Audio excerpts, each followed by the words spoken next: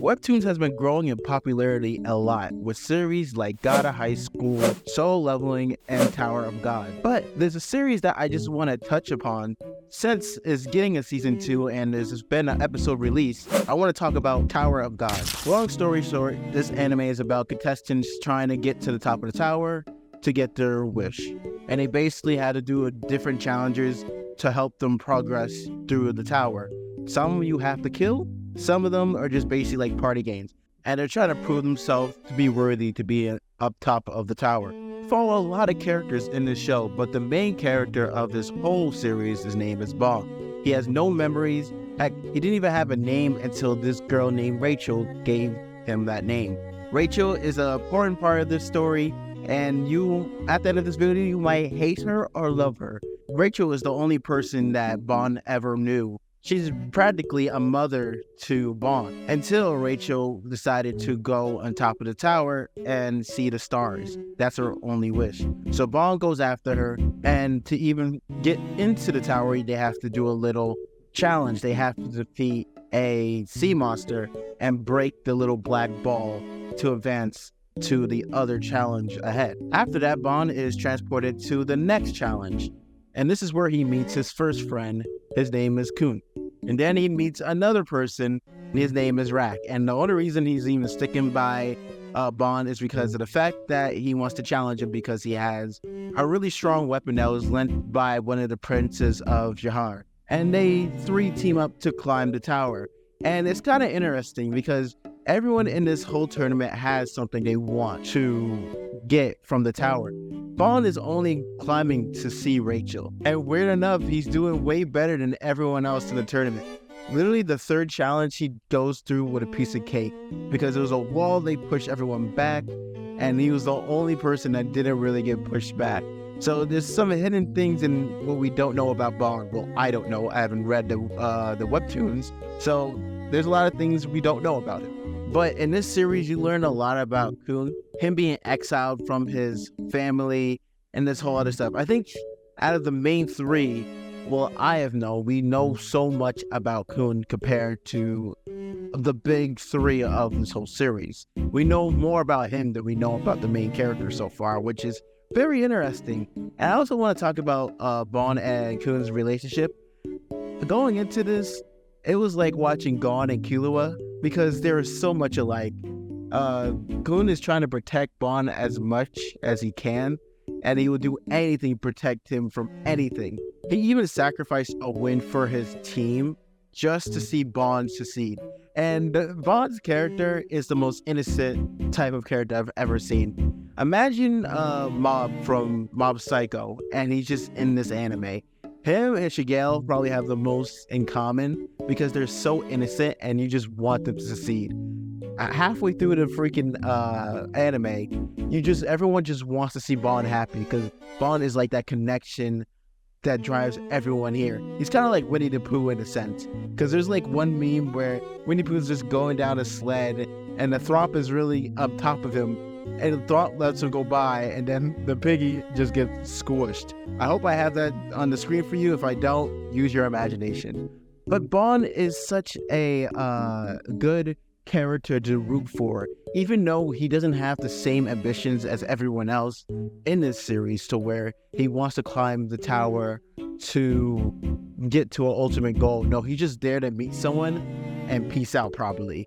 And that's the other thing I want to talk about. The person he wants to see the most is Rachel. Now, I get the Rachel hate. I get it. Trust me, I want to go over the stuff I just did not like from her. But I'm also going to give her some slack on certain things because there are certain aspects of her character that I feel like are not talked about that much. I feel like everyone watched episode 12 and they're like, oh, I'm mad at you, Rachel, but don't watch, episode 13. Episode 13 showed us how Rachel's point of view of everything during the whole tower thing, right? She was ordered to kill Bond, and she didn't even want to in the beginning. But the only way for her to see her dream of seeing the stars, as she had to, and she was ordered to, unless she wants to go into the tower. And I get that, right? She didn't want to do it at the beginning. She was trying her hardest not to kill Bond as she was instructed to. but she has a goal in mind and she wants to see the stars, so she goes with it and tries to kill Bond. Again, she was ordered to kill Bond. It's not like she just decided to do it. She was just ordered to in order to see her dreams. And I was like, F Rachel. I was part of you guys. But if I'm going to go after her, I got to go after Vegeta. And I know it's probably a horrible comparison, but Vegeta literally had his mind corrupted by Babidi to get stronger than Goku. And they face off at the tournament, and Vegeta kills people in order for Goku to face him.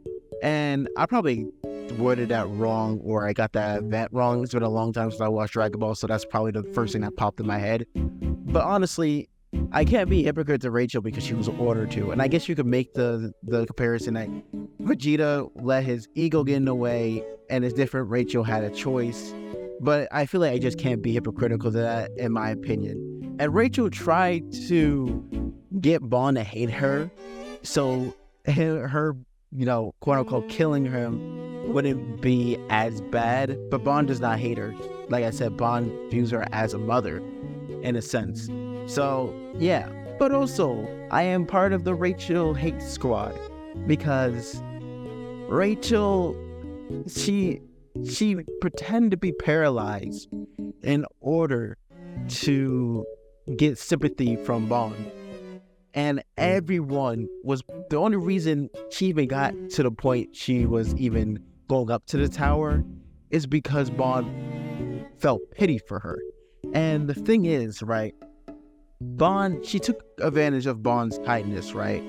And that's the thing I can't stand. She took advantage of his kindness, and she pretended to be paralyzed, and then she pushed him off the platform, and that really irritated me, because if they just ended it at episode 12, I'll be fully, F Rachel, right? I'll be fully on that squad, and I still am, because she did fake being paralyzed for sympathy.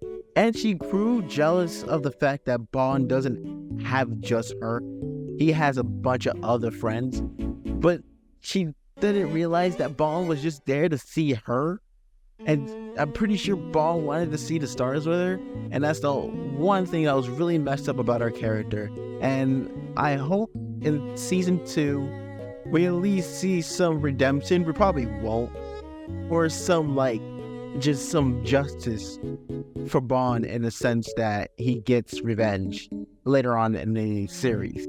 But also, the animation in this series was top notch, and I feel like webtoons are just getting more justice than anime, because God of High School had amazing animation. I've seen Solo Leveling have amazing animation, and I guess technically is a Crunchyroll original, so obviously they're going to put more funding into that. But the animation in here was really good, and I highly suggest you guys give this anime a watch. I am planning on watching season 2 when it's fully out. I hate watching anime weekly.